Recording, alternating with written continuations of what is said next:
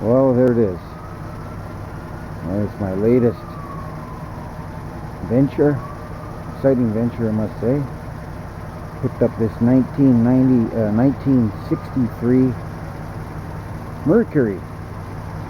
I know the front says Ford, but I suppose that it was changed, the grille, because if you look at the hood emblems, they are Mercury.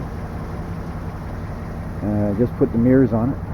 Got them from great old LMC. Shout out to you guys. And it's got some chrome vent caps. And just a little locking cap there.